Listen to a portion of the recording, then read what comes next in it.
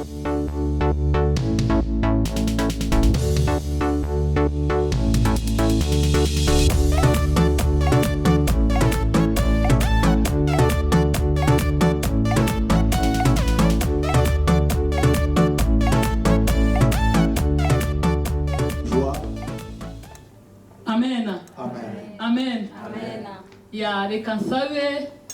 veux demander.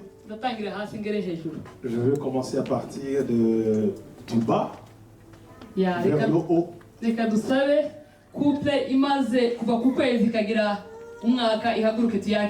Nous allons demander aux couples qui font déjà une année ensemble à partir de 1 mois à 1 année. Jeunes couples, tous les jeunes couples, nous allons accueillir les jeunes couples. Le plus jeune couple, le plus jeune couple de l'église, le plus jeune couple. Est-ce qu'on peut acclamer pour le jeune couple? S'il vous plaît, acclamez, s'il vous plaît. Acclamez. Et nous recevons le couple Gamaliel, le nouveau couple dans l'église. Nous vous recevons avec joie.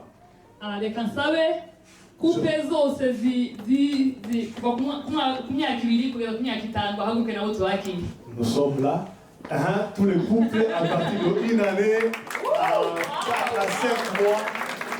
On est là, je suis là. 5 ans.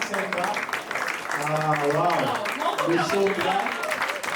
S'il vous plaît, acclamez pour moi et les autres. Waouh. Ils sont là. Oui.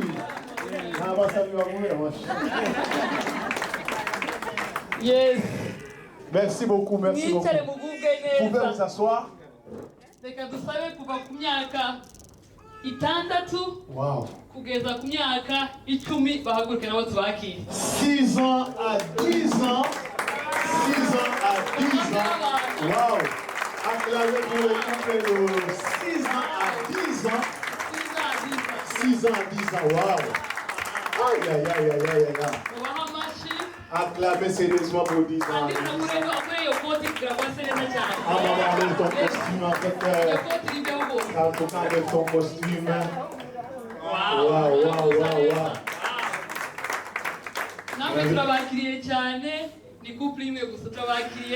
Nous vous recevons, c'est un couple. Merci d'être venu.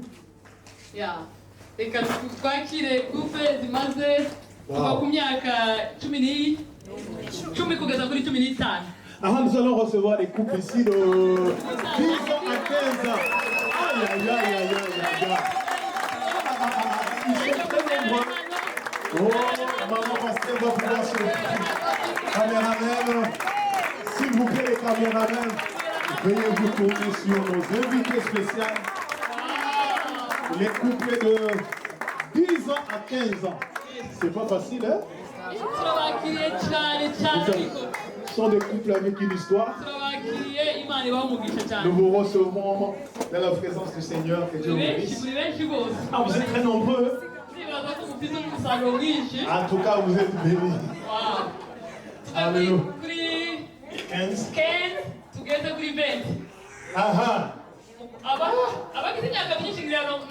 Des couples de 15 ans à 20 plus.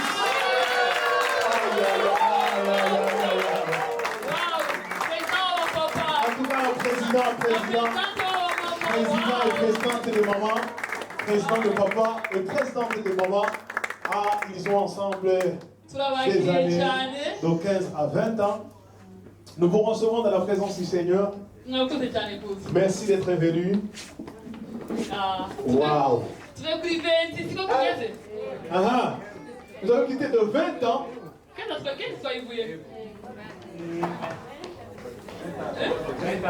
à 25. 20 à 25. À certains où 20 à 25 20 couples qui font déjà 20 à 25 ans. Si vous êtes parmi nous, vous pouvez vous élever. On va vous recevoir. On sait où on vient, nous venons. Nous verrons les... Iyo myaka ducitse uwo mwaka. Okay, 25 à 30 ans. À 30 ans. 25 à 30 ans. 25 à 30 ans d'expérience. 25 ans de foyer. Nous vous recevons avec joie, avec des acclamations. Vraiment, c'est une soirée de joie. Vous êtes bien habillés. Mumeze neza cyane rwose. Mwakaza rwose ibyo byicaro byagubwe neza rwose. En tout cas, vraiment, sentez-vous à l'aise, sentez-vous dans la joie. Je vois que... Tuve kuri 30 Un couple qui font déjà, des couples qui font déjà 30 ans kugeza kuri 35. à 35 ans. Wow! De 30 ans à 35 ans. Papa Robert voulait se lever au poste. De 30 à 35 ans. S'il vous plaît, acclamez. S'il vous plaît, sous vos acclamations. De couples qui font déjà 30 à 35 ans. Donc, ils sont vraiment très beaux, très belles. En tout cas, vraiment, Ok, moi, machine. acclamez encore à nouveau. Ok, tuve kuri 35. Nous allons quitter de 35 ans. Papa Robert est déjà de où? De 35 ans à 40 ans. Aïe, aïe, aïe, aïe, aïe, aïe. De 35 ans à 40 ans. S'il vous plaît, est-ce qu'on peut acclamer de vous? On peut être de vous et acclamer ce couple. C'est un couple très social. Un couple très spécial. Ah! Papa Robert. Wow. De Harabasigaye na? 35 à 40. Harabasigaye?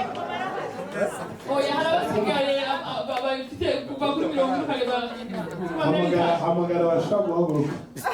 Okay. Mirongo ine kugeza 45.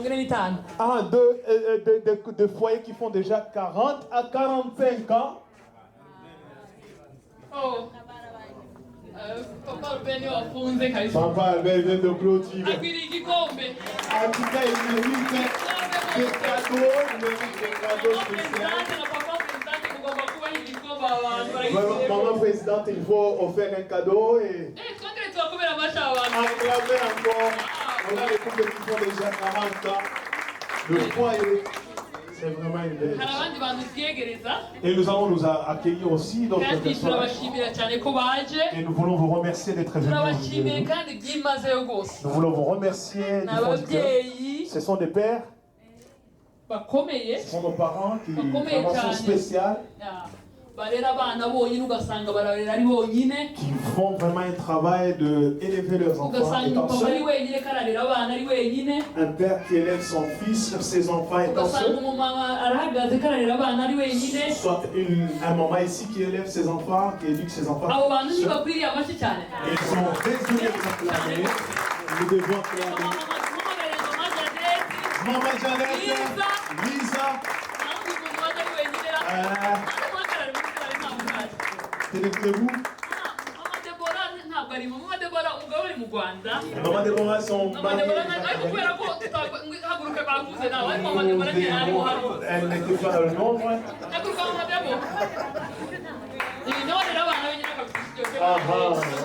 Elle aussi, c'est une femme qui éduque ses enfants. Maman Deborah. En tout cas, il y a quelque chose aussi à avoir.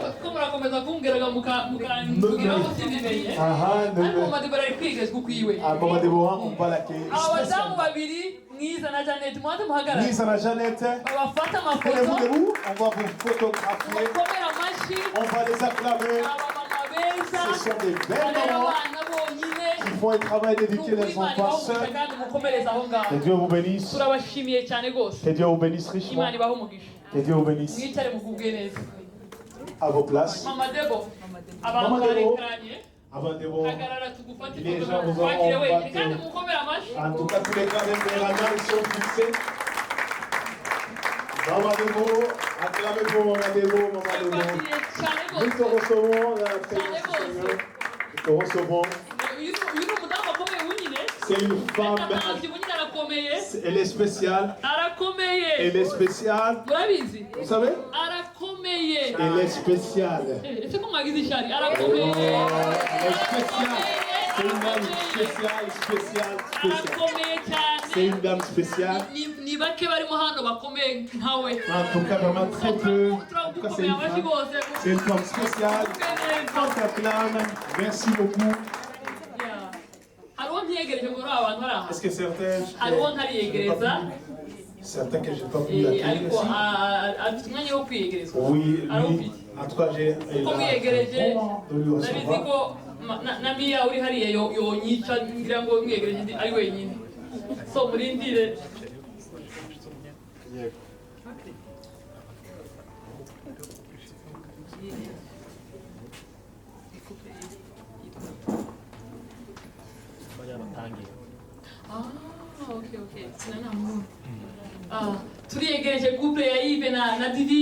Yves et Divine, couple Yves et Divine, nous vous accueillons dans la présence du Seigneur.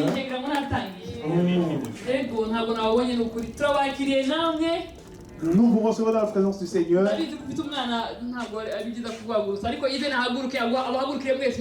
Yves peut représenter sa famille. Merci, merci. Merci. Merci, vous êtes le bienvenu. Alors nous allons partager, nous allons parler, nous allons causer entre nous. Oh, il y a en tout cas, on ne sait pas ce qui se passe là-bas. Non, c'est vrai, la culture, c'est pas bon de manger. On commence d'abord par vous recevoir.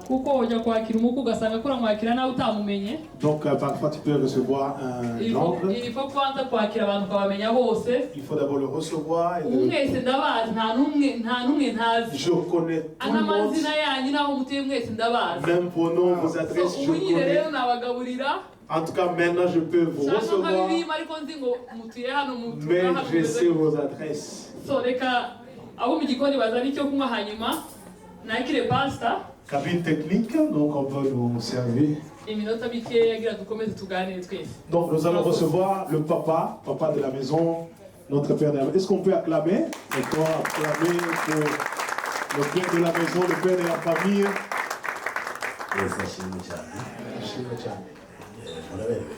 Vous êtes très bien habillés.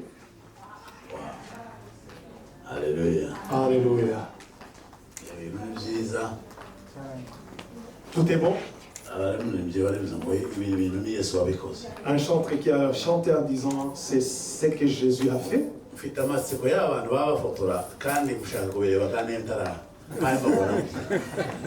En tout cas, j'ai hâte de voir nos photos, nos vidéos. Ah, merci beaucoup d'être venu. Merci beaucoup. Merci pour les préparateurs, merci pour tous ceux qui ont servi. Nous allons lire. Non, je ne peux pas aller sans toutefois vous accueillir avec la parole. Et on ne peut pas être là sans toutefois qu'il y ait une parole. Alléluia. Alléluia. Est-ce que nous sommes ensemble? 1 Corinthiens chapitre 13, verset 8.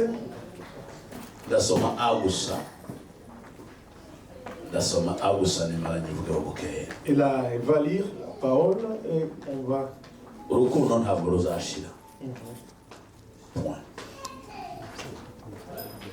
L'amour n'aura pas de fin. C'est la Bible.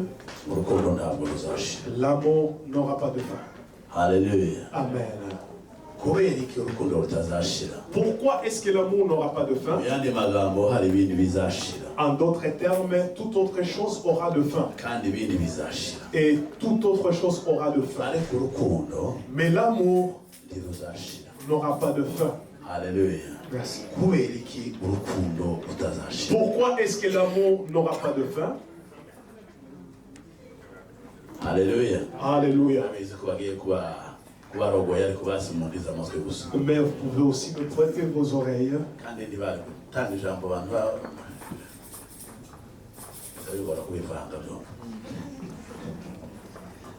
difficile de pouvoir mélanger tout, mais quand même, on va... Urukundo L'amour, ni source y'ubuzima. c'est la source de la vie. Imana kugira ngo itange ubuzima, Dieu, pour que Dieu puisse donner la vie, yagombaga kwibanda kuri source. Dieu s'est connecté à la source. Rero yagombaga kwibanda ku rukundo. Dieu s'est connecté à l'amour. Haleluya. Dieu s'est basé à l'amour. Ndavuga reka mvuga akantu gato. Je vais parler de ceci. Ntiwokunda yego abantu basigaye bakunda ibikoko bagakunda ibiti bagakunda ibintu bitandukanye. C'est bon qu'aujourd'hui les gens aiment la nature, aiment les animaux, aiment autre chose. Reka mvuge ko urukundo ari umugenzi wawe gukunda mwene so. Mais laisse-moi parler de l'amour de mes son prochains. No kuvuga ngo nimba nkunze mwene data Pastor Amani. Si je peux aimer mon pasteur Yvan, No kuvuga ngo aho ngaho mba kwije ibyo nagombaga gukora. c'est-à-dire là je suis dans le commandement. Ariko kubera iki ndamukunda. Mais pourquoi est-ce que je l'aime? Nuko mba narebye nk'uko Imana ishaka ko ndeba. C'est parce que j'ai vu comme tel Dieu veut que je puisse voir. Haleluya. Amen. Nuko mba narebye nk'uko Imana ishaka C'est ko parce que j'ai vu comme Dieu veut que je puisse voir. harimo kureba kubiri. Il y a deux manières de voir les choses. Hariho kureba, Il y a une façon de voir, hariho no kwitegereza. il y a une façon de regarder. Amen. Amen. Kuri ijambo sinagomba kuvuga ibyo. Mais je ne voulais pas parler de ceci étant en train de manger, mais Haleluya. Amen. Kureba Regarder, uza kubona amakosa. quand tu regardes, tu peux voir les erreurs. Warebye Quand tu regardes quelqu'un, uzabona amakosa. tu peux voir les erreurs. Ni bukeya ureba Mais c'est rarement que tu peux voir ukabona nta makosa ubona. et ne pas voir les erreurs de quelqu'un. Ariko kwitegereza Mais quand tu regardes, nta kosa ribamo n'umunsi n'umwe. quand tu regardes, eh bien, tu ne trouves jamais les erreurs, les fautes. Haleluya. Amen. Kwitegereza Quand tu nta regardes, kosa ribamo n'umunsi n'umwe. quand tu contemples, Reka ndababwira impamvu. laisse-moi vous dire une raison. Kwitegereza Quand tu contemples, ni ugusubira kuri source y'impamvu ya cya kintu kubaho. c'est de revenir à la source de ce qui fait exister. Turi kumwe? Nous sommes ensemble. Kwitegereza Contempler, ni ukureba impamvu c'est de regarder une raison uhereye kuri source à partir de la source, y'impamvu ya cya kintu ugomba gukunda uhaye ureba kiriho. de la raison pour laquelle la chose existe. Rero ntabwo Imana Mais Dieu yarema ne ikintu peut pas créer une chose, ishyireho mais faire exister une nubwo chose, yaba ari umuntu waginashizeho même s'il y a afite impamvu. sans aucune raison d'être. Amen. Kuvuga ngo iyo warebye impamvu y'ikintu Quand tu regardes la raison pour laquelle la chose existe, Alléluia. Amen, usubona akamaro kacu tu vois toujours son importance. kandi akamaro k'ikintu wakibonye Quand tu vois toujours son importance, ugomba kugikunda. tu dois aimer la chose. igituma ureba ikintu ntucumve cyangwa ntukigere ku isoko La raison pour laquelle tu vois quelque chose et n'est pas aimé, uba wakirebye ntuba c'est washitegereje parce que tu as vu mais tu n'as pas contemplé. kandi iyo ukirebye Mais quand tu contemples, quand tu kaguhereza regardes, fasa y'inyuma ça te donne la face aho extérieure. ubona amakosa Tout ce que tu peux voir comme les erreurs. ariko nureba Mais quand tu contemples, ukitegereza indani quand tu regardes l'intérieur, ukitegereza neza quand tu regardes bien, haleluya Amen. uzabona wa muntu cyangwa cya kintu tu trouveras toujours une chose. akamaro kacu Tu verras toujours son importance. uzogikunda Tu vas aimer. bwana asifiwe Amen. reka nongereho iri jambo Je vais ajouter une parole bwana asifiwe à sana Sifiwe. ushyira nanezerewe kera nanezerewe cyane umva ndakubwira ikintu urebye mugenzi wawe Quand tu regardes ton prochain, amen Amen. ukamwitegereza Quand tu le regardes, nta kosa womubona quand tu contemples ton prochain, tu ne verras pas des uzoreba erreurs. kuri source Tu regarderas à partir de la source. kubera iki impamvu y'Imana yatumye murema La raison pour laquelle Dieu l'a créé. turi kumwe Nous sommes ensemble. nureba mugenzi wawe Quand tu regardes ton prochain, nureba madamu cyangwa ukareba mesi quand tu regardes ton homme ou ta femme, haleluya Amen. ukamwitegereza Et quand tu le contemples, ntumurebe sans toutefois le Quand regarder de oui, l'extérieur, quand tu le contemples, uzabona akamaro k'impamvu Imana yamushizeho tu auras toujours cette raison pour laquelle Dieu l'a kandi créé. nureba akamaro k'impamvu Imana yamushizeho Quand tu regardes toujours la raison de son existence, azakubera uw'agaciro elle sera pour toi une bénédiction. nakubera uw'agaciro Quand elle sera pour toi une femme de valeur, uzamukunda tu l'aimeras telle qu'elle est.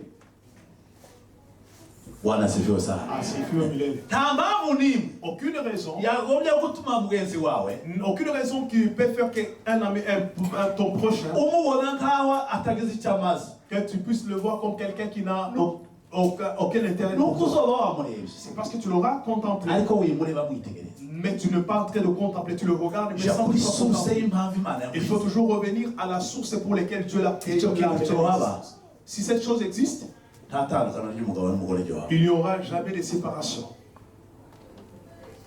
Umuntu wese Parce que toute personne que Dieu a créée, agira akamaro biterwa n'impamvu Imana yamuremye. il a toujours son importance liée à la raison de son Kandi existence. turagera aho ubwira Imana ngo kubera ko umuntu wamuremye.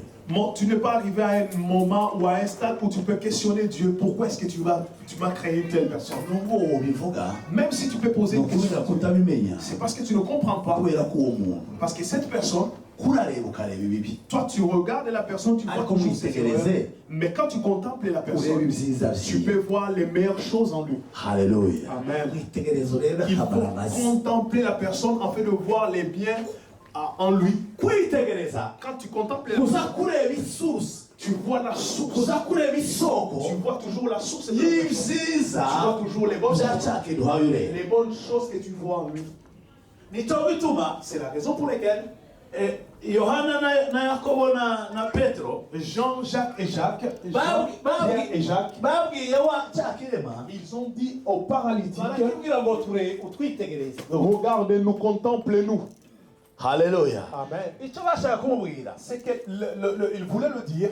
nutureba Quand tu vas nous regarder, uratubonanamo amafaranga, tu regarderas en nous. ariko nutwitegereza Tu vas voir kuri l'argent. twebwe harimo Imana, Mais si tu contemples notre kandi ariyo personne, ushaka ariyo tu nguheza trouveras ukabaho. Dieu. Et c'est le Dieu en nous qui peut te donner la vie. Amen. Amen. Bene data, Bien-aimé dans le muri Seigneur, isi turimo yapfuye, dans ce monde où nous sommes qui est pourri, muri ibi bihe abantu basigaye baryana ntacyo baba baryanira. dans ce monde où les gens se querellent, Muri iyi si umuryango wagombye guhagarara kugira ngo isi ibe nziza, dans ce monde où les foyers pouvaient se tenir afin que le monde soit meilleur, wireba mugenzi wawe, aujourd'hui tu peux regarder ton frère, mwitegereze, contemple-le, wimureba, regardez-lui, ne regardez pas seulement à l'extérieur, mwitegereze. il faut contempler la personne. Haleluya. Amen. Uzabona akamaro kiwe, Tu verras son importance, uzabona ubwiza tu bwiwe. verras sa gloire, la gloire. Amen. Amen. Kuko ubwiza si ubu, Parce que la gloire n'est pas visible. ubwiza ni reflexion cyangwa ni ibintu bimuva. La gloire, ce sont les meilleures choses qui peuvent s'exprimer dans la personne. Ubuzima bwiwe akora n'icyo atanga, C'est ce que la personne peut donner. n'akamaro amaze. C'est son importance dans la société. Haleluya. Amen. Witegereje Quand tu peux contempler une urabona personne, akamaro tu kiwe. verras son importance. Ahari Parce que là où il est, Imana yahamwemere kuhaba, Dieu a permis que la personne afite soit. impamvu Il a une raison. kandi afite ibyo akora byiza. Il a des bonnes choses qui peuvent contribuer. Kwitegereza Quand tu contemples, uza kureba source tu regardes la source, y'umugambi w'Imana. le plan de Dieu qui est sur la personne. Haleluya. Amen. Aho Ah, biza bikuraho n'inzangano. là, ça enlève la méchanceté qu'il y a dans les cœurs des Uko gens. woreba mugenzi wawe, Quand tu regardes la personne, haleluya, umubona mu Imana. tu vois toujours Dieu en lui. Nta muntu utagira akamaro, Il n'y a personne qui soit inutile. nta muntu utagira akamaro. Et il n'y a personne qui soit inutile. Haleluya. Amen. Nuvuga umuntu ngo ni mubi, Quand tu dis que la personne est moche, uzoba wishe akamaro kiwe. tu tues déjà la valeur de la personne. Kandi Imana yamushizeho afite akamaro. Alors que Dieu l'a placé à côté de toi avec une valeur. Haleluya. Amen. Biri muri ibyo rimwe narababwiye ejo bundi Un jour, je vous ai parlé de la vie du match. mashaka tuzoganira hejuru y'umuntu. En tout cas, un jour, on va parler au sujet de l'homme. Amen. Amen. Nari mfashe agace gatoya, Je voulais juste prendre une petite partie, ariko reka ndakubwire, mais je vais te dire une chose. itegereza Tu dois contempler la personne. ureke kureba. Arrêtez de regarder de l'extérieur. Reka ndabaheze urugero. Je vais vous donner un exemple. No nzafata amazina bukeya, Oui, je tiens des noms ariko ici. abenshi ndabazi amazina En muri tout cas, presque hano. presque partout, je ne connais pas vos noms. Kandi ngira amaso azayitegereza buke. Moi, je regarde rarement. Notambuka gutya Si je marche comme ça, nkabareba, je peux vous regarder. bigatuma umuntu ambaza Jimmy ambaza hariya tese kanaka umubonye ntako ntawe nabonye. Si je marche, je passe à côté de vous, tu peux me dire, tu as vu quelqu'un, tu n'as pas vu la personne. Kanaka wabonye. Tu n'as pas vu telle personne? Ntawe nabonye kabisa. Non, je n'ai pas vu la personne. Elle était là. Jewe namubonye. Moi j'ai vu la personne. Moi je ne l'ai pas vue. Pourquoi? Simba nitegereje. Parce que je n'ai pas contemplé. J'ai seulement regardé. Regardez. Regardez toujours la personne à l'extérieur, ça donnera toujours les résultats négatifs. Quand tu regardes la personne positive. Mais quand tu contemples la personne, tu verras toujours ses valeurs. Quand tu veux regarder à partir de la source qui est Dieu, tu verras toujours les meilleures choses qui vont sortir de la personne. Tu verras toujours son importance, sa valeur, le pourquoi Dieu l'a placé à côté de toi. Ah, tu me compliques la vie. C'est maintenant. Mais il y a des meilleures choses, il y a des bonnes choses. Alléluia. Amen. Il n'y a personne. Je vais vous donner l'exemple. C'est quelque chose qui m'a appris dans la vie. Mais ça m'a appris beaucoup de choses dans la vie. Étant à Timro, je travaille avec quelqu'un qui est élevé, c'est avec qui on a fait SFI ensemble. C'était un homme, un Somalien. Parce que tout le monde vous parlez du Chaldéen, du Suédois. Après, et la personne est venue auprès de moi, il m'a demandé. Il était dans le moment de neige. Je voyais comme la personne s'est glissée. Après, j'ai vu les pieds s'étaient arrêtés. Il s'est frappé par terre.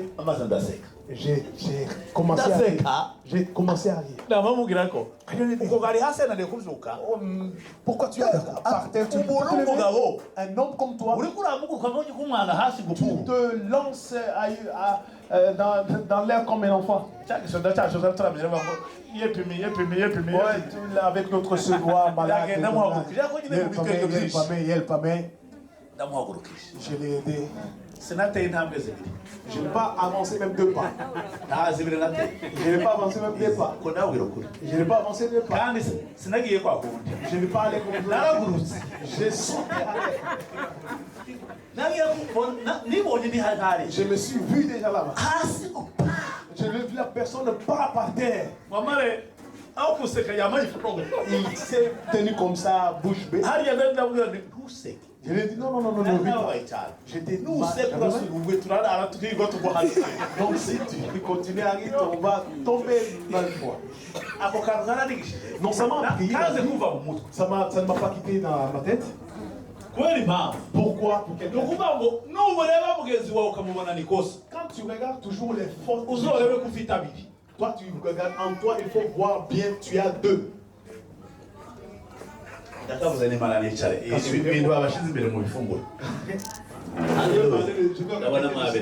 vais merci pour votre concentration, merci pour votre écoute.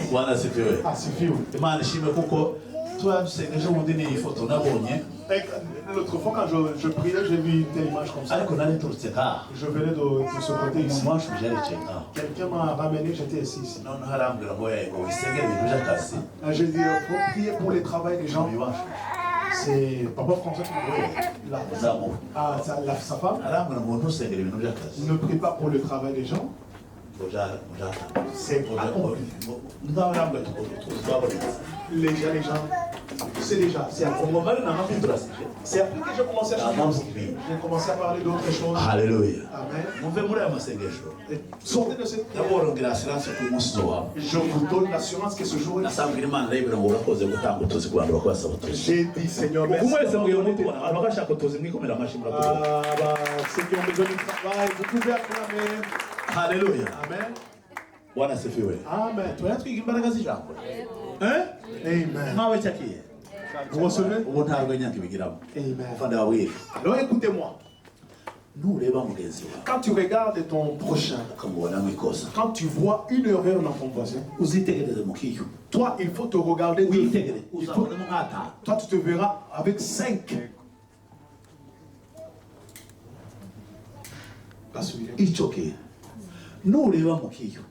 Quand tu regardes ton prochain, tu vois une erreur. Toi, va vite vers le but. C'est comme ça la vie. C'est ça la vie. Aucune raison que tu peux combattre ton voisin. Aucune raison. Je peux lui dire, avec ta faute, je vais voir comment je peux te lever. Et dans mes 3 erreurs, que tu puisses m'aider. Je vous ai dit quelque chose d'important. Quelque chose qui m'a compliqué de penser que je peux aller dans ces... Oh, madame. Maman a attendu des moments. Il y a quelque chose, bon, il y a une faiblesse. À chaque fois qu'il me dit d'aller dans un restaurant. L'argent, j'ai l'argent. J'ai l'argent. Tu sens que c'est compliqué. Fais un kaunga là, on va manger un kaunga et c'est fini. La journée passe.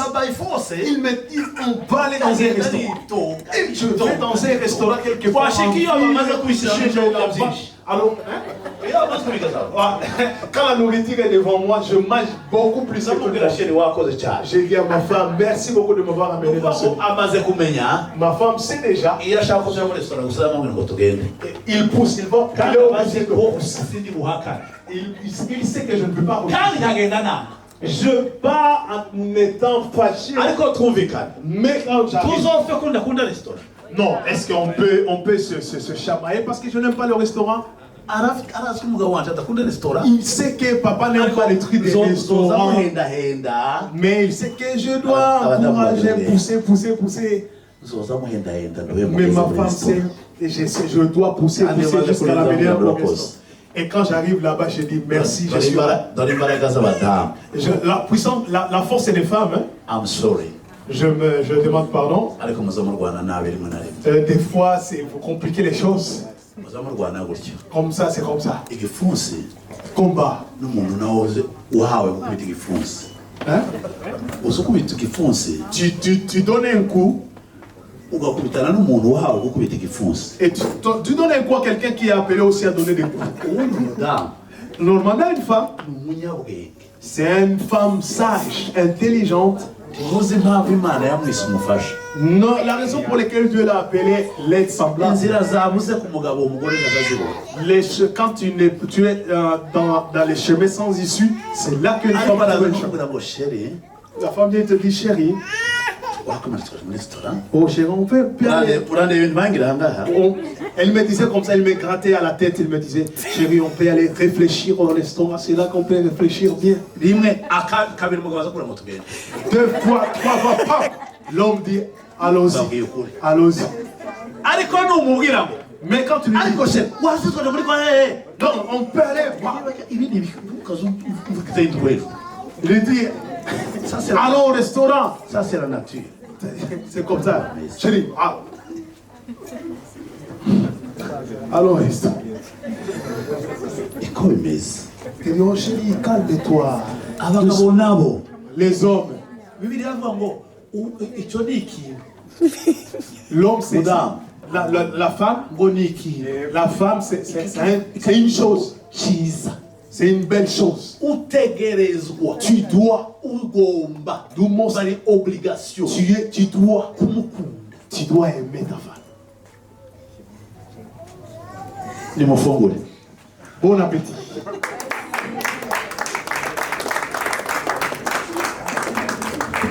Bon appétit, bon appétit. Abaje kuduha kaziki. Tuchishirizemo kakosperi.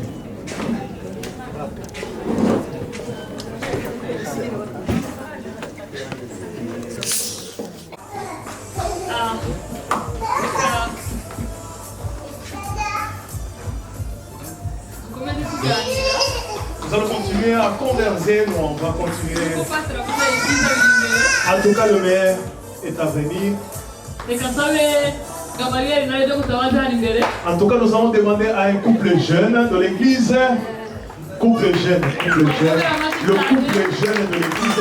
Nous allons demander au couple jeune de l'église de pouvoir s'approcher afin de nous parler de leur expérience. Qu'est-ce qui se passe dans une année? Baraberewe cyane. En tout cas, ils sont très bien habillés, comme vous le voyez. Urabona nyine ko aribo bashasha quand même. En vrai, c'est un jeune couple, s'il vous plaît. C'est un jeune couple où vraiment tout est nouveau, nouveauté. Yeah. Chaque jour, chaque semaine, nouveauté, nouveauté, nouveauté. Reka tubahe iminota nk'ingahe Nous allons leur accorder quelques minutes.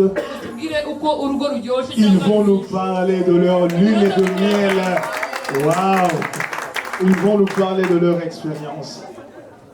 Amen. Amen. Yesu ashimwe. Ashimwe cyane. Ya ni surprise Ah, c'est une surprise. ariko byose ndagushima Imana. Mais en toute chose, nous rendons grâce à Dieu. Ya ni tere shaka cyane kibuga gishasha. En tout cas, c'est un terrain nouveau pour nous. C'est un terrain encore nouveau. ariko byose nasanze maze kubona yuko nashokoresha ubwenge ibyo isoma mu bitabo cyangwa bigwa n'abandi. Bon, mais ce que j'ai vu que quelqu'un peut peut-être utiliser ce qu'il a appris dans les livres, les connaissances acquises au travers des connaissances, émissions, genre.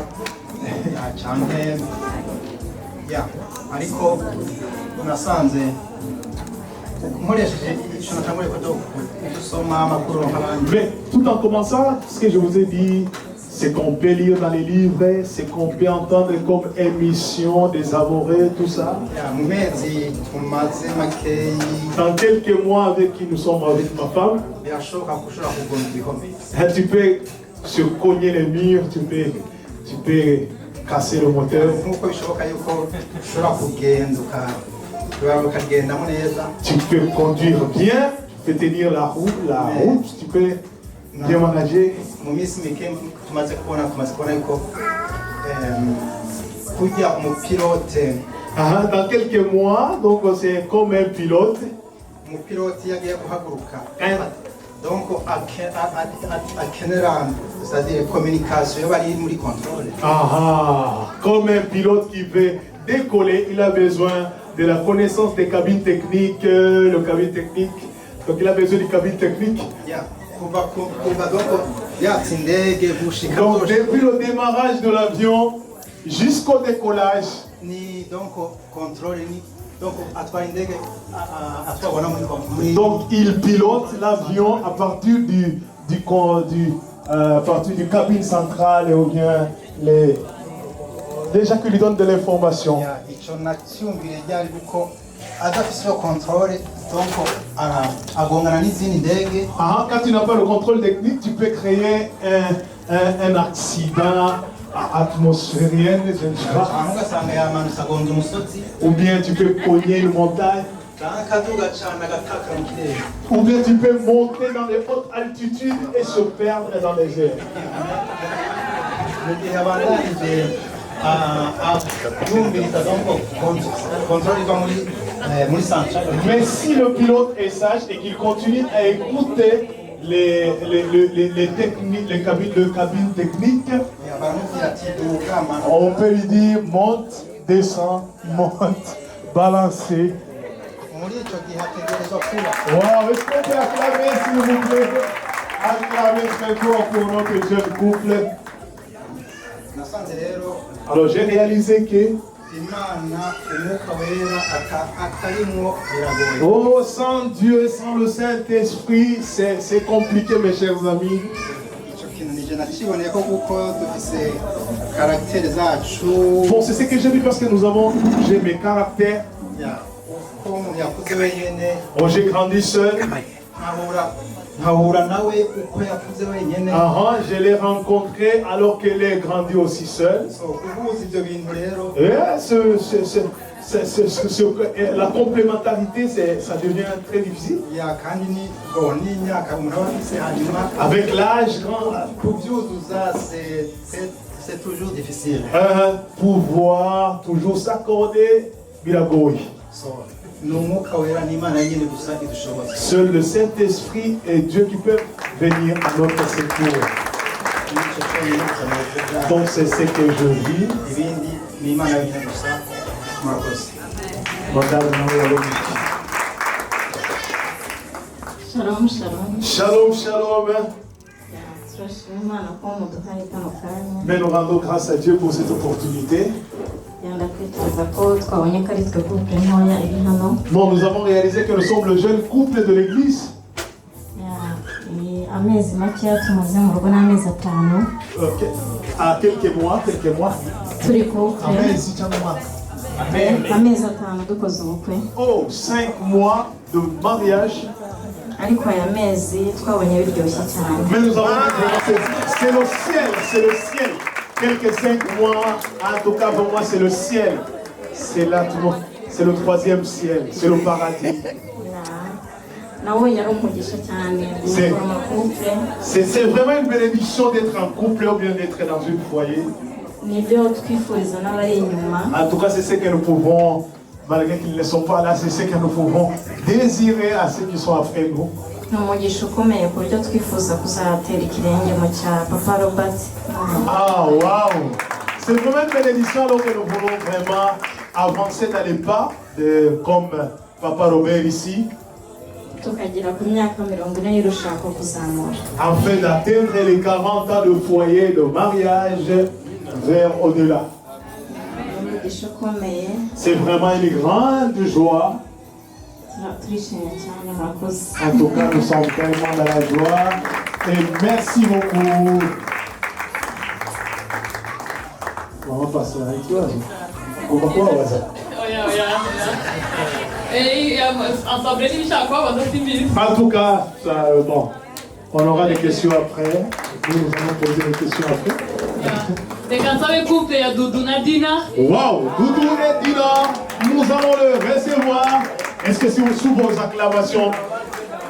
Sous vos acclamations, on va recevoir le couple de Doudou et Madame Dina. On va vous recevoir au milieu de nous.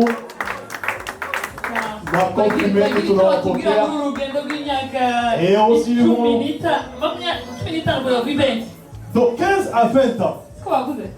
Doudou 17 ans. Wow. De 15 à 17 ans, vous êtes le bienvenu, madame.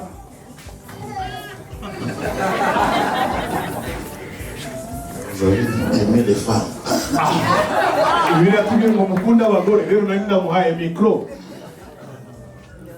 Je suis très heureux de prendre la parole pour expliquer le mystère du mariage. Peut-être moi j'ai eu la chance.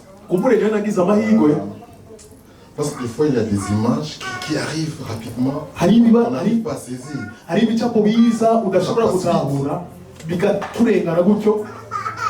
Donc ça fait longtemps que je connais Dina. Elle était petite. Donc la première fois que je l'avais vue, j'avais senti que dans le futur,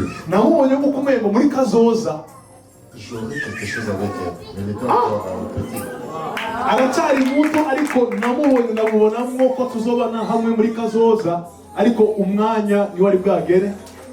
C'est pour cela que j'aime trop la foi et la destinée.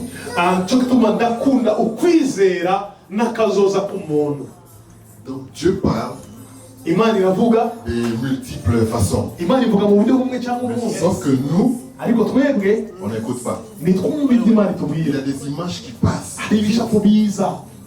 Il part, on n'écoute pas. Mais après on s'est séparé avec Dina, elle est partie en Amérique, moi en Suède. Il avait toujours contact. Avoir la femme de sa destinée, ça nous permet de surmonter les difficultés. Parce qu'il y a tout le temps des difficultés. Si vous n'êtes pas destiné, limba ataguhuza hamwe ku bijyanye n'umugambi w'Imana ku C'est buzima compliqué. bizobagora. Si vous n'avez pas Jésus, Niba mudafise Kristo c'est encore trop compliqué. yohoho ni ibara. Parce que dans le mariage, la clé, c'est la compréhension. Urufunguruzo mu rushako ni umwumvikano. Pas de compréhension, Ata mwumvikano c'est catastrophique. bizobagora. Dieu a dit, c'est lui qui trouve une femme, Iyo tugira ngo uronse umugore trouve le bonheur. abaronse ikintu cyiza. Le bonheur de l'homme réside Umunezero dans w'umugabo la femme. uri mu mugore.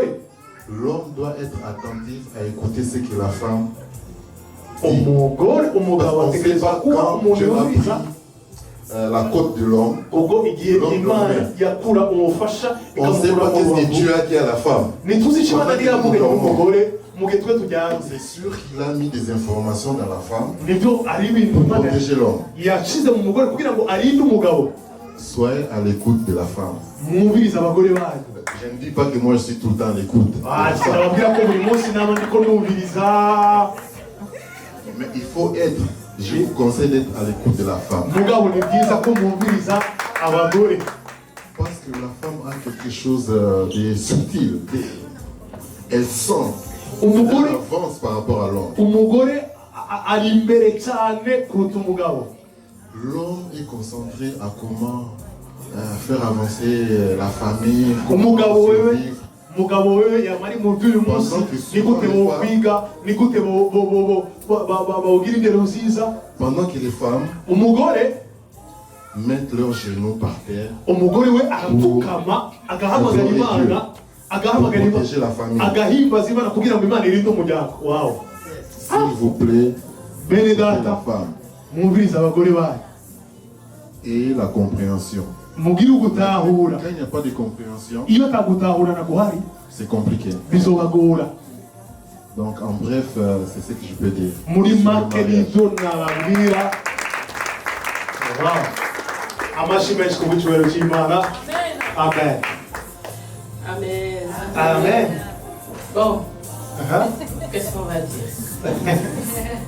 Je crois que tous nous sommes, pour ceux qui sont mariés, même pour ceux qui ne sont pas mariés, je crois que chacun a une petite expérience. Ku bubatse cyangwa batarubaka hariho experience y'ubuzima kanaka umuntu wese agira Parce qu'il s'agit de la vie en général. kuko ni ibintu bifatanye n'ubuzima. Mais je vais parler peut-être de deux choses. Ariko ibintu bibiri ngomba kuvuga. La première, Ikintu cya mbere je dirais que la responsabilité inshingano z'umuntu wese de bâtir zo kubaka urugo un foyer a été donnée à la femme. zahawe umugore. Inshingano zo kubaka urugo zahawe umugore. En fait, Dieu Imana a donné la responsabilité yahaye inshingano de bâtir le foyer zo kubaka urugo à nous, twebwe abagore, les mamans, abamama, les femmes. abagore. Voilà pourquoi Niyo mpamvu vous pouvez trouver une petite fille murashobora gusanga agakobwa kakiri gato qui prend soin de beaucoup de gens gashobora kwitwararika abavukanyi bako sans qu'elle ait passé par des études, nubwo yoba yarize, sans qu'on l'ait expliqué comment elle doit faire. nubwo atoba yarize cyangwa atoba baramusiguriye ingene bigenda, C'est quelque chose qui a été mis en nous, ariko ni ikintu Imana yateretse muri twebwe. que Dieu lui-même a déposé en nous. Imana yonyine ubwayo yateretse mu mugore. Pendant nos 17 ans de mariage, Mu myaka 17 tumaranye n'umugabo nous avons vécu beaucoup de choses. twabaye mu bintu byinshi bitandukanye. Parce que le mariage, c'est un voyage. Yo parce que urugo ni urugendo rurerure cyane, C'est un long voyage. ni urugendo rurerure cyane. Et dans ce Muri voyage-là, urwo rugendo si vous avez Dieu, iyo mufise Imana, vous voyagez ensemble. muragendana n'Imana. Si vous n'avez pas Dieu, Mudafise Imana, vous voyagez seul. muragenda mwenyene Jusqu'à ce que vous arriverez là où vous arriverez. kugeza aho mugera aho mugeze. Mais pour nous les chrétiens, Ariko kubera ko twebwe abakristo, la Bible nous dit que ça sera jusqu'à ce que la mort nous séparera. aho Bibiri tubwira ngo urupfu gusa nirwo ruzodutandukanya. Ça, c'est ce que la Bible dit. Nicyo Bibiri tubwira. Mais Dans mon mariage, je mu rugo rwanje dans mon parcours, je mu rugendo nagiranye n'umugore n'umugabo je crois que je parlerai de quelque chose icyo novuga que Dieu m'a appris. imana yanyigishije C'était d'attendre, au fait, ikintu cyo kurindira d'être patient. kwihangana. Vous savez, la patience, ukwihangana c'est une vertu aussi. ni kimwe mu ndangagaciro. Et ça m'est arrivé de fois de demander à Dieu, ibyarigeze kunshikira aho nasabye imana, pourquoi tu m'as laissé là me demander d'attendre? mana kubera iki ungumije hano umbwira ngo ndindire? Attendre, c'est très difficile. kubera iki ngomba gutegereza biragora. Quand on vous demande d'attendre, on n'est toujours pas prêt à attendre. Oya, iyo batubwiye kwihangana cyangwa gutegereza ntabwo uri tayari gutegereza umwanya munini. On n'est toujours pas prêt à accepter, en fait. Ntituba twiteguriye kwihangana nyine kurindira. Qu'on vous dise un non ou qu'on vous dise que c'est pas le moment. Iyo bakubwira cyane cyane si igihe cyabyo cyangwa igihe ntikiragera. Peut-être que je n'avais pas cette vertu. Kumbure sinanifise icyo kintu. Peut-être que je n'étais pas patiente. Kumbure sinigeze nihangana. Et Dieu a voulu me montrer, a voulu Imana m'apprendre Imana yagombye rero kunyigisha d'être patient. kurindira. Donc je pourrais demander Icyo nosaba aussi aux mamans abamama des fois d'être patientes. mu gihe rimwe muze mwihangana mutegereza. Au papa aussi Abapapa d'être patient de fois. namwe mutegereze mwihangane. Parce que de fois nous voulons briser les étapes. kuko rimwe tugomba gusimbuka intambuko z'ubuzima. Et c'est là des fois que nous commettons des fautes. Aho niho tugenda tukagonga imoteri tukagonga bikanka. Mais si on est patient Ariko iyo uzi kwihangana et si on est communicatif, kandi iyo uzi kuganira n'uwundi ça peut beaucoup nous aider. birashobora kubafasha cyane muri kazoza kandi. Je crois que nous tous nous avons des différentes expériences. Aho twese dufite ibyo twaciyemo bitandukanye Et chacun pourra partager selon kandi umuntu wese arafise uko yashobora kuvuga bivanye n'uburyo yabonye ibintu. Merci beaucoup. Murakoze cyane.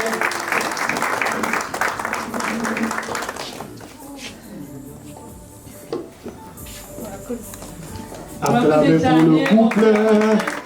Amashi menshi Gadudu na Dina.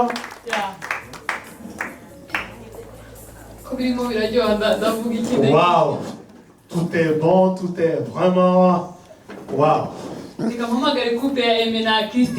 Wow, couple Aimé et Christine. Tu vas combien la machine Gaëv? Ah ouais, non. Aïe, aïe, aïe, aïe, aïe. Vous avez pas la gueule avec vous, savez? Oui, je veux le proposer. Acclamez pour Aimé. En tout cas, c'est le protocole. Pendant que nous sommes assis, et ils sont toujours à l'accueil. Et ils sont toujours les deux dans le service protocole. Ils sont dans le même appel. Ils commencent. On va leur donner le microphone afin de nous partager les expériences. Parlez-nous des bonnes choses que vous avez contemplées.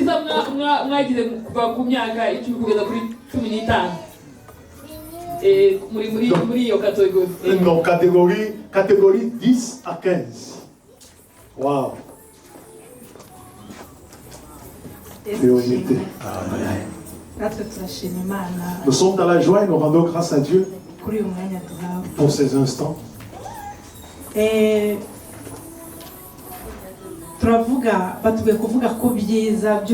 Bon, on nous a demandé de se parler sur les meilleures choses et les bonnes choses que nous avons pu contempler dans le foyer. Maintenant, 13 ans de foyer, de mariage. Donc nous rendons grâce à Dieu parce que ce n'est pas de notre volonté. Ce n'est pas par notre force, ni puissance, ni...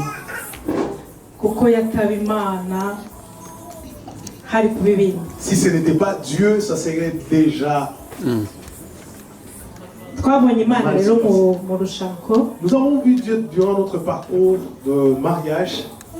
Nous avons vu les meilleures choses.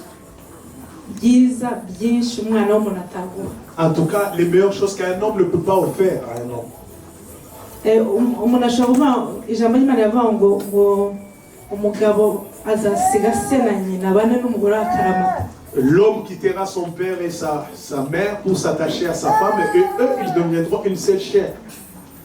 Ku buryo usiga iwanyu nawe agasiga iwe mukaza mukaba hamwe. Bon, d'une telle manière que l'homme quitte sa famille et la femme quitte sa famille pour se mettre ensemble et vivre ensemble. Ni ibintu navuga ngo ubishyize mu mibare mu bwenge bwa kimuntu.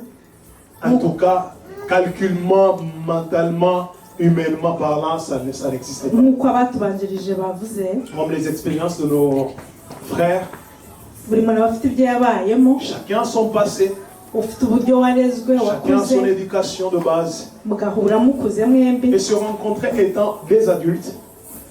urumva ukuntu byagenda hatabaye Imana. Si ce n'est pas Dieu qui vous aide à bâtir votre foyer, c'est un peu compliqué. Turashima Imana rero ko iyi myaka 13 13 ans de foyer, yabaye imyaka myiza kuri twebwe. ça a été vraiment des années de gloire et de bénédiction. Ntabwo ari uko twahawe inama nyinshi cyangwa hari abatwicaza bagatubwira ngo bigenda gutya na gutya. Non, c'est pas parce qu'on a eu beaucoup de conseils des gens, ça se passe comme ça se fait comme ça.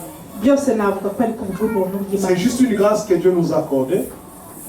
Ikindi navuga nuko nanone gukurira mu itorero. Et une chose qui m'a beaucoup aidé, c'est une fois avoir grandi dans l'église, Nabyo byaradufashije. ça nous a beaucoup aidé.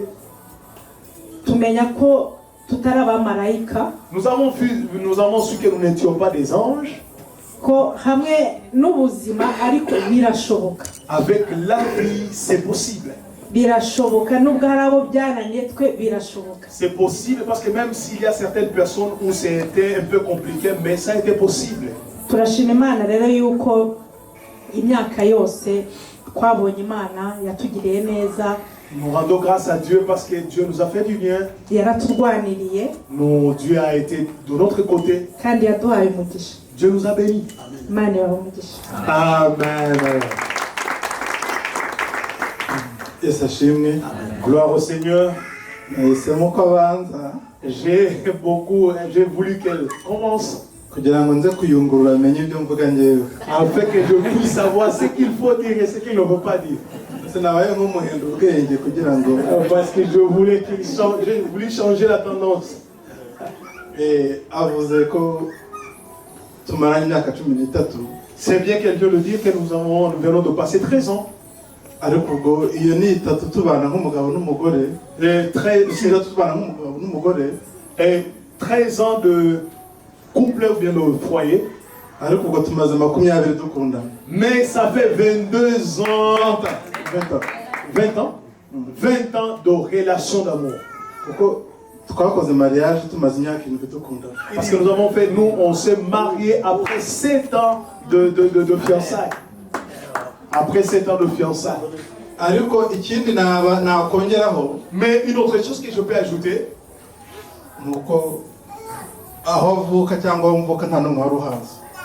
là où je suis né ou bien là où elle est née, personne ne savait. Mbivuze kuko ahangaha harimo communauté nyinshi y'abantu usanga bari baziranye no mu buto. Bon, peut-être qu'au milieu de nous il y a des communautés où peut-être vous vous connaissez déjà à l'avance, peut-être que vous venez d'une même tribu, même famille, pas même famille, mais vous venez de différentes origines.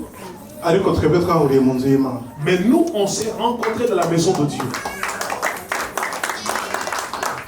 Bivuga ko mbere hanze ya Yesu ntabwo yaranze. En dehors de Jésus, elle ne me connaissait pas. Nanjye sinari muzi. Je ne la connaissais pas. Duhurira mu itorero dukora umurimo w'Imana. On s'est rencontrés à l'église alors qu'on servait le Seigneur. Bitangira gutyo turakundana. Ça a commencé comme ça et on s'est aimé. Rwari urugendo rutoroshye. Ça a été un long voyage. Abakristo buriya urukundo rw'abakristo ruraruhije. L'amour entre les chrétiens, c'est difficile, hein? C'est un peu compliqué. Parce que l'amour entre les chrétiens, c'est difficile, c'est dur. Parce qu'il y a des choses qui sont interdites, il y a des interdits. Donc, les 7 ans, c'était vraiment, c'était tellement dur, c'était dur. Les 7 ans de fiançailles, c'était dur. ariko twagize umugisha wo gukurira mu itorero ribasha kuturera. Mais nous avons eu la grâce de grandir dans une église qui nous a beaucoup éduqués, qui nous a beaucoup aidés. Mu muryango we niwe wakijijwe ari uwa mbere. Dans sa famille, c'est elle qui est le premier à naître de nouveau. Nanjye bikaba uko nguko. Et dans ma famille aussi, je suis le premier à être né de nouveau. Urumva ko inama twari dufite n'izo mu nzu y'Imana kandi n'izo hanze mu muryango. Donc les conseils qu'on avait, c'était les conseils dans la maison de Dieu, c'était les conseils qu'on a appris dans la maison de Dieu. Urumva gukurira mu nzu y'Imana, grandir dans la maison de Dieu, byaradufashije. Ça nous a beaucoup aidé. Na bike mubasha kurebesha amaso yanyu, et peu de choses que vous pouvez voir avec vos yeux, tubikura mu nzu y'Imana twakuriyemo. Nous avons eu ça dans la maison de Dieu. Kuko navuga ko ngewe ubwenge nagize, l'intelligence que j'ai eue, navuga ko nabugize ngeze mu nzu y'Imana. J'ai eu cette sagesse quand je suis arrivé dans la maison de Dieu. Byarampinduye ku buryo n'umuryango wose ubona ko nahindutse. Ça m'a beaucoup transformé parce que même la famille savait que je suis un homme transformé. Kuko njya nibuka wenda mbaha agatémoignage. Et je vous donne un peu de mon témoignage. Mbwira mama ko ngiye gukora ubukwe. Quand j'ai dit à ma mère que je veux me marier, kuko yari abizi ko financièrement ntabwo nari niteguye neza. Maman savait que financièrement je n'étais pas prêt. Arabaza wateye inda. Maman m'a demandé est-ce que tu as engrossé une fille. Yibazaga ko yari amuzi. Maman connaissait ma femme. Akumva ndimo ndihuta. Non, elle voyait que j'étais pressé à me marier. Ibyo yarebaga we nk'inzitizi. Donc tout ce que maman pouvait voir comme obstacle, bitandukanye twebwe n'ibyo twabonaga nk'inzitizi. C'était différent de ce que nous pouvions voir comme obstacle. Ariko icyo ngiye kuvuga ndavuga ku nzu y'Imana. Mais je parlais toujours basé sur la maison de Dieu. Kuko ni musitiri mu nzu y'Imana. Parce que twaje mu materaniro. Même si nous ne sommes pas venus même si nous ne sommes pas venus pour le culte. Ntabwo ari uwateranira asanzwe aho twaje nk'abakozi b'Imana. Mais nous sommes venus en tant que serviteurs de Dieu, servantes de Dieu, afin de pouvoir parler autour de nous. Igihe cyose rero iyo ubaye mu nzu y'Imana ugakorera Imana n'umutima wawe. Quand tu vis dans la maison de Dieu, que tu sers Dieu avec tout ton cœur, atari ukunezeza amaso y'abantu, sans toutefois peut-être faire plaisir. Faire plaisir aux yeux des gens. Imana namwe bita. Dieu prend toujours soin de vous. Ibyo navuga twamenyaniye mu itorero dukora ubukwe bw'itorero kandi dukora ubukwe bwiza kandi budahenze. Nous, on s'est rencontrés à l'église, on s'est connus à l'église, on s'est mariés à l'église, on a fait un très bon mariage qui n'était pas dépensif. Twakoze ibijyanye n'ubushobozi twari dufite. Non, on s'est marié avec l'argent qu'on avait. Rero nubwo mvuze menshi ariko umuryango ni ikintu gikomeye. Mais la famille aussi compte beaucoup. Ariko iyo biri hanze y'Imana, mais quand c'est à l'extérieur, hanze yo kumenya Imana, à l'extérieur d'une connaissance de Dieu, ushaka kunyura mu nzira zawe, tu peux passer dans tes chemins, ushaka kwirwanirira, tu peux te battre dans tes forces. Ariko iyo harimo ubwenge bw'Imana, quand il y a la sagesse de Dieu, muri za ntege nke zacu, dans tes faiblesses, dans tes moments de faiblesse, ugenda ugira imbaraga. Tu deviens de plus en plus fort. Rero urugendo rwacu ruracyakomeje. Et notre voyage continue toujours. Nuko natwe twabivuze, nuko twavuze ahavuze ko bifuza kugera Papa Robert. Comme Papa Robert qui est toujours notre ici référence. Urumva natwe ni 20 dukuyemo 7 niko tubyita. Donc 22 ans, 20 ans. Kuko urumva niba tumaranye 20. Donc 20 ans. Turifuza indi 40, indi 50 imbere. En tout cas, on a besoin de 20, 40 ans, 20 ans, 40 ans. Kandi bikaba byarushaho kuba byiza. En tout cas, ça peut être bon. Et si nous continuons toujours à demeurer dans la maison de Dieu, Amen. Et dans notre vieillesse, étant toujours dans le service du Seigneur.